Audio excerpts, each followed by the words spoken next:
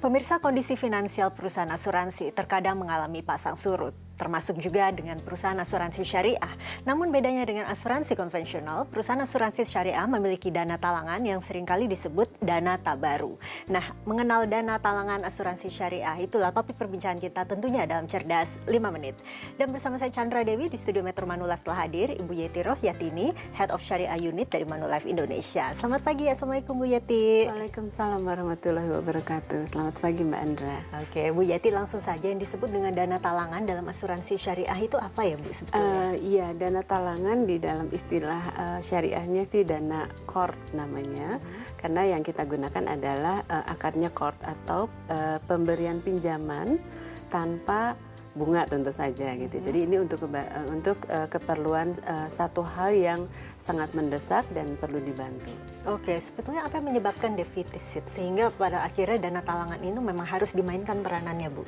Iya, di dalam asuransi syariah ini kan setiap nasabah memberikan donasi dengan nawaitu atau niatnya adalah menolong sesama. Nah, donasinya itu kita sebut dengan dana tabaru, kita kumpulkan di dalam satu kumpulan fund tabaru gitu ya.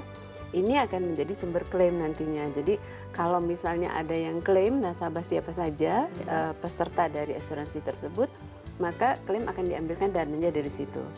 Nah, ada kemungkinan si dana tabaru ini yang dikumpulkan dari semua peserta ternyata tidak mencukupi karena ada klaim yang cukup besar misalnya. Perusahaan pengelola itu memiliki kewajiban untuk memberikan dana talangan sehingga hak si peserta ini dapat terpenuhi. Oke, jadi kemampuan perusahaan asuransi syariah untuk mengcover dana talangan tersebut itu juga harus menjadi tolak ukur kita dong ya Bu, dalam memilih perusahaan asuransi syariah. Iya, betul. Bahkan itu juga diatur di dalam ketentuan atau regulasinya gitu. Jadi berapa RBC atau kekuatan dana tabarunya untuk membayarkan kewajiban klaim, berapa kekuatan perusahaannya dalam menyiapkan dana talangan, itu semua diatur. Oke, mengenai transparansi penggunaan dari dana tabaru itu bagaimana ya Bu? Apakah peserta mendapatkan update tiap bulannya dari penggunaan dana talangan dana tabaru tersebut atau bagaimana? Biasanya sih yang paling memeriksa atau mendapatkan laporan adalah OJK karena setiap bulan perusahaan punya kewajiban melaporkan kondisinya gitu ya. Tetapi biasanya nasabah juga akan bisa melihat dari websitenya. Kita bisa lihat gitu ya, dari website perusahaan itu bagaimana kondisi keuangannya dan sebagainya. Karena itu harus transparan.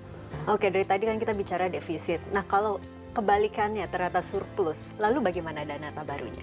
Ketika surplus, maka bukan hanya dana tabaru yang tidak mengalami kesulitan membayar kewajiban, tapi kelebihan ini pun akan dibagikan kepada para pihak.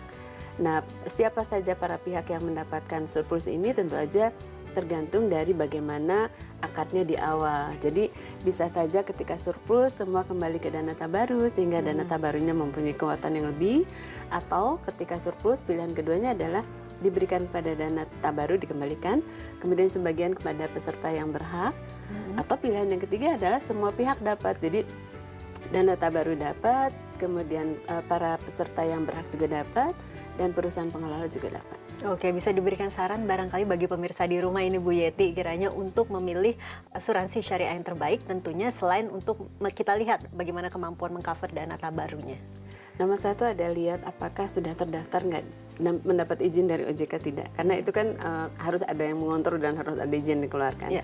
Kemudian pasti ada Dewan Pengawas Syariahnya, ini akan memastikan selalu comply dengan aturan syariah. Kemudian lihat apakah RBC-nya itu lebih dari yang disyaratkan atau tidak, karena ini kemampuan RBC, kemampuan dana tabaru dalam membayarkan klaim.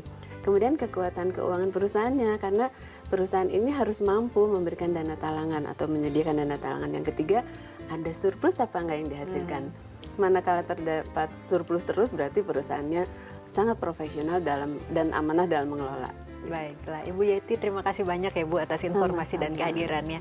Dan pemirsa, demikianlah Cerdas 5 Menit, Cerdas Finansial untuk episode kali ini. Saya Chandra Dewi, terima kasih atas perhatiannya. Sampai jumpa. Dipersembahkan oleh